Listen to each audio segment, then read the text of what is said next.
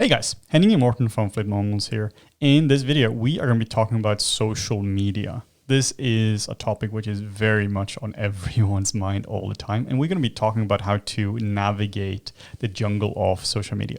Yeah, so let's jump right into it. We're specifically talking about social media from an artist perspective. And oftentimes, in this case, we're going to be talking about Twitter and Facebook and also Instagram. A problem with social media is that everything is measured. You have metrics for every post you do and your followers, and essentially everything can be measured to the most granular detail. And we want to make sure that you measure the right things because you get more of what you measure. If you were to measure the quality of your art based on how many likes you're getting, you would take away the wrong thing from that instead of measure the important things such as how good is your art. How many likes you have does not constitute how good your art is. No, it's I think we can all relate to that dopamine rush of Yes. publishing a new project. It's a personal project you've been working on for months, and you're like, I'm just going to post it. I'm not going to look at it. And it's going to be great. 10 minutes later, you're back on Twitter or ArtStation. You're like, hey, do I have 1,000 likes yet? Is that where we're at? You know, it's like, it sort of detract from why you're doing the work that you're doing. And I think it can very easily, end up blinding you to the fact of like, why are you actually doing art? But also, like Henning says, when you're measuring the wrong things, let's say you're measuring likes or you're measuring sort of acknowledgement from other people, then you're getting less and less focused on maybe improving your art or maybe expanding what you want to do or experimenting because, well, you know, this one type of genre is going to get more likes than another one. So whether you're doing art for yourself, you want to improve and express yourself, or you want to gain employment, it's so important to make sure you stay on track. The work which gets you employed is often not the sexy kind. If you have somebody who wants to be a texture artist and they have like a can of soup and like a boat and they're photorealistic, they're going to get 6 likes on social media. But somebody who's hiring for those positions are going to go, damn, it's a pretty nice boat, pretty nice can of soup. Yeah, matches the reference. I like it. You know, this can be used directly in the movie and it's great. But somebody who makes some mediocre fan art of like some weird 1980s cartoon might get a lot of likes on social media. If you got boobs, that's the thing. That's what we're alluding to. You know, if you go on ArtStation, we weren't really actually going to talk about ArtStation. If you go on ArtStation, any trending community tab, whatever it is, there's let's call it a theme of what people are posting, right? And it tends to be a very specific type of theme. And if that's your thing, cool. You know, there's definitely things to explore within a theme like that. But it's also important to look at that and think about, well, what do you want to do for you in terms of, well, personally, but also in terms of hireability? What makes you visibly appear, I guess, better, more attractive to an employer? If you were to make a realistic version of a Simpsons character, I can guarantee you will get a lot of likes. You may not be employable in that sense, or a sexy version of a Simpsons character. You shouldn't do that, but you will definitely get a lot of likes from A that. sexy version of Simpsons. But the point is, you have to make sure to stay on track and see. This is something we talk a lot about when it comes to Flip Normals. You know, YouTube is a tiny portion of what we do, so we have a lot of metrics to measure, and we have to constantly stay on top of this. We have to stay on top of measuring the right metrics. It's incredibly easy for us to measure the success of Flip Normals based on YouTube subscribers, likes on Instagram, our Twitter followers, and all that. But that's not an important metric for us, not directly at least. You know, as a company, that would be your general income. Is it increasing? Is it going down? What's happening with that? So you have to stay on top of the metrics, which is ultimately the most important one to you. Yeah, I remember. Here's a story. It's not a tangent. It's very, very directly related to this. So I was creating pieces, 3D pieces, and this was years ago. I was thinking to myself, well, I feel like I'm not getting enough traction on my posts. I'm not getting the amount of arbitrary likes that I have in my head that I feel like are important for me. Let's say I make a piece and 500 likes on ArtStation. That's my measure for success. Feels good. You know, just arbitrary number. 500 likes. If I reach that, well, then I know that I'm successful. Then I know that people like my art. Anything less than that, I'm trash, and I just have to start over, do another project. Anything more than that, and then that becomes your new metric for like a measure of success. So I started making this stylized piece, and I think it was called the Emma King or something like that. It's like a blue pink dude with a gun. And I had been seeing other artists doing the transition from, or the translation of a 2D piece into a 3D piece, and it had been going really well for them. So I thought, well, I'm going to do that too. Not because I wanted to challenge myself to do a stylized piece or the translation between 2D and 3D. No, specifically because I thought it would gain a lot of traction. And you put a lot of effort into it. Took a month or two and I'm done, and I posted on ArtStation. And it was like, just fell flat. There was nothing. It was like one of the least, I guess, successful things I've ever done if you measure likes, right? And I was just like, oh shit. This is pointless. Why am I even doing this? I mean, I got no likes on this. And that was when I realized that it was completely pointless. It was a pointless way, at least for me, to look at it. Then I started thinking about what I actually learned from the project. Got a ton out of it, in terms of translating the 2D to 3D, looking at shapes and what works and what doesn't. But at the end of the day, I did that because I wanted some recognition for a piece of art that I had created.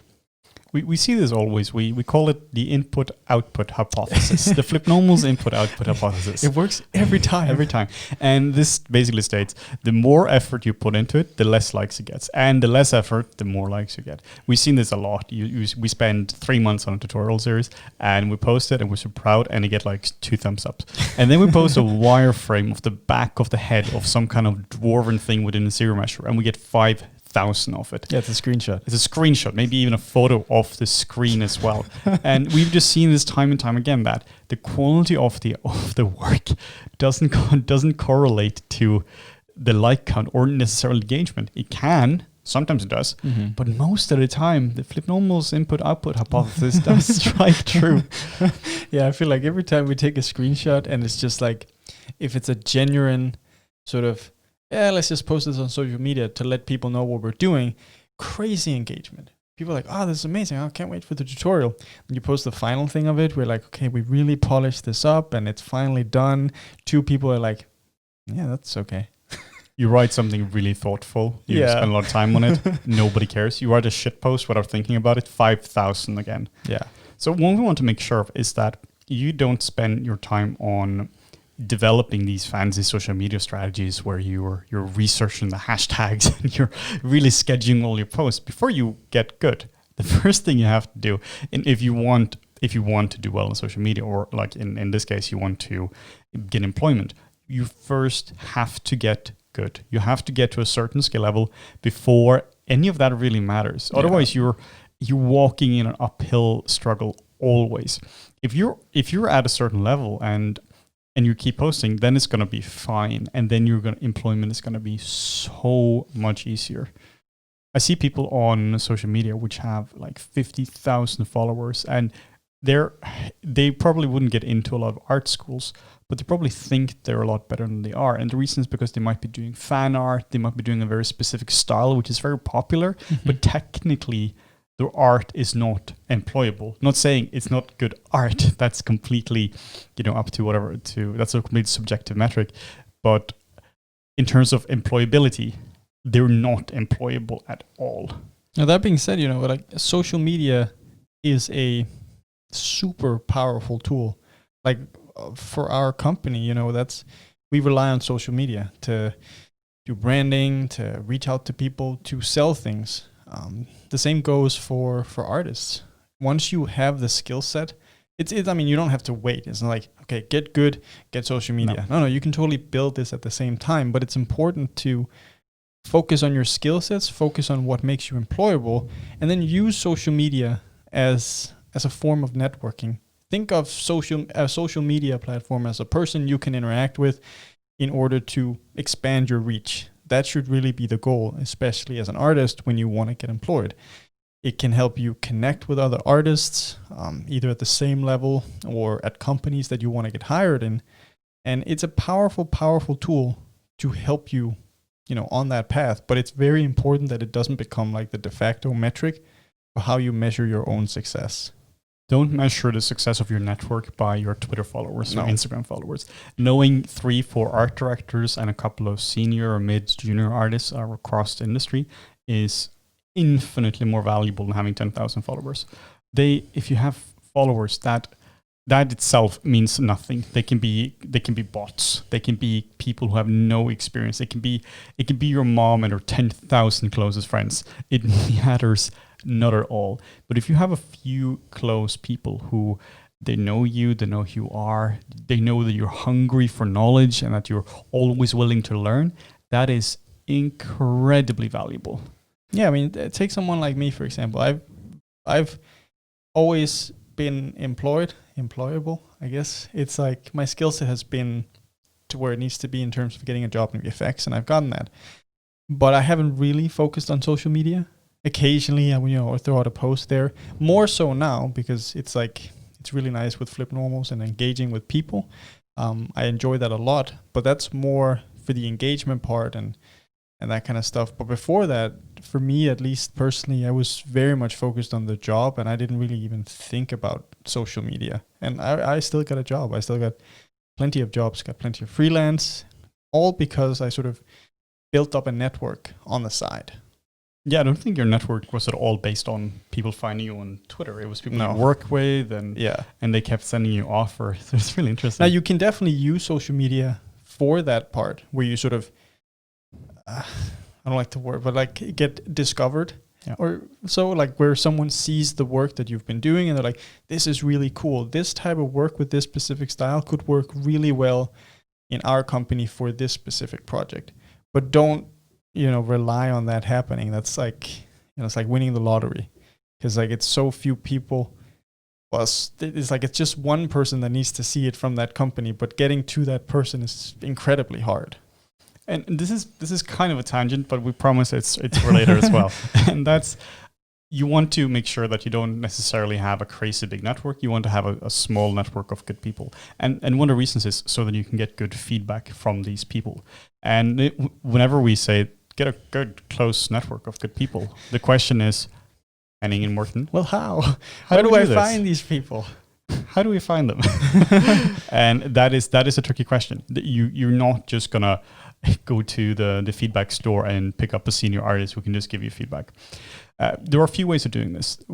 Probably the easiest is to find people on ArtStation or Twitter or similar networks who are doing similar things to what you want to get good at. If you're, in our case, character sculptors and you want to get better at character sculpting, you should find somebody who seems approachable and who's really good at what they're doing.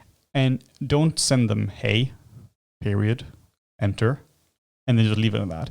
Send them a thoughtful message, be short, and say specifically what you want to get feedback on. Ideally, this is something where they can look at your message and go, yes, or no, or send you a link to it, or draw a single line of paint over. Make it as easy as possible for them. Think about it like whoever you're contacting, their time is probably valuable. And they don't owe you anything. They certainly don't owe you a reply. But if you make it easy for them, as easy as possible to reply, you're way more likely to get a reply. We just talked about this right before the video started. And the way I kind of think about it is that you get one chance. Think of it, you got one chance to contact this person. So make it count. Make it short and concise. Be very specific about what you're after. Not just, hey, can you feedback my piece? Well, I don't know. On what? Yeah. Is it the background? Is it the character? Is it everything? Is it the topology? It's think about specifically what you want answers to, and then try to direct that, in your message to them. This is how you can really improve your art as well. And then you can start to build a social media following from there. In terms of building a network, I really prefer Discord and Twitter in terms of getting to know people. If you find the right people to follow and you connect with the right people on the right servers on Discord, you can meet some incredibly thoughtful and really kind artists who can really help you along. There are a bunch of different servers out there. A lot of artists, they have their own servers, or different communities have their own servers as well. And it's a lot easier to get feedback that way because it's more immediate. It's like instant messaging. I mean, it definitely requires some trial and error, because you are going to find Discord servers that are just abysmal. It's like they're like 4chan, but even worse. And it's like, even with people, like you look at someone's art, just because their art is good doesn't actually mean that they will be able to give you good feedback. No. So you also have to be sort of critical about the feedback that you get. And it's definitely a jungle to navigate. It's just tough. Like when we say, go out, get some people that you can reliably get feedback from, we know it's hard. It takes years to sort of gather a group of people together, or be able to pull on the expertise of one person over there and one person over there. But it just takes time. It's the same thing as building your career, or building your social media following, whatever it is. It's just consistency, and it takes time. So to sum up all the ideas we were talking about now, it's really, really important that you don't define yourself by your social media success. Yeah. That if you post a piece on Instagram and you don't get as many likes as you want to, that doesn't mean that you failed at your art. You could maybe you learned a whole lot from that, but it doesn't translate into anime titties, which apparently is how you get likes these days. You just failed at getting likes. And that's not, I mean, who cares? Yeah, who cares? It's a completely, make sure that you measure the right thing. Make sure that what you measure is not vanity metrics. Make sure that what you measure is important. And what you should really be measuring, at least when you're more of a fresh artist, should really be your progression. And that could be you have one piece of art you did 3 years ago, and you have a new one, and this one is better than that one. You can objectively measure the growth of you as an artist. Yeah. So important that you focus on the right things. One last thing about the whole person talking and getting in contact with people, right? Words. Make sure it's not like a Googleable. Is that a word? Googleable? No, it is. It is. Make sure it's not a Googleable question. Back to what Henning was mentioning before. I just got a message on ArtStation a couple of days ago from someone. Starts the message with hi. Usually I ignore them. I don't know. I didn't have a lot to do that day, so I just responded with hi. Person gets back to me and they're like, V-Ray is hard to learn. How do I learn it? I don't know. That's a perfect Google question. Go to YouTube, Google it, So, okay, we're dedicating like parts of a video to this one person, but it's like the point is, if you want to ask those types of questions, make sure that you've exhausted like other options before. Because if someone that you're wanting to get feedback from looks at that question, they're like, are you even trying? It's like you just first result on Google. So just think about that as well when you're trying to ask for feedback or any types of questions, really. And last point now, promise this is for real this time. Social media represents you as well. I've seen people who have been following them for years, and I never met them, but I can imagine that if we were to work with them, they would be lovely people. They're really kind in their responses. It's not really about their art, but it's about their consistent behavior. And you have some people who are not great. You have some people who, while their art might be fantastic, you can tell they're crude and they're way too direct in all sorts of questions, and they're not very thoughtful. So even though maybe their art is on the same level, I would love to work with the first person, but I would hate to work with the second person. If you had people who's been following you for years, they're going to get a good idea of who you are as a person. And I'm not saying that you should go back and delete all your old tweets, because it's not about that. It's about you should be consistently, hope in general, you should be a consistently good person who other people want to be around. I guess that's pretty much it. Yeah. Just be a good person. Don't measure likes. It's irrelevant. If you want to see more videos like this in the future, make sure to subscribe down below and leave us a comment. We'd love to hear what you think about this topic. It's obviously kind of a controversial topic because a lot of people do measure this kind of stuff. likes, engagement, whatever on your posts. So, let us hear your thoughts down below. We're very excited to read about them. If you're looking to level up your skill set with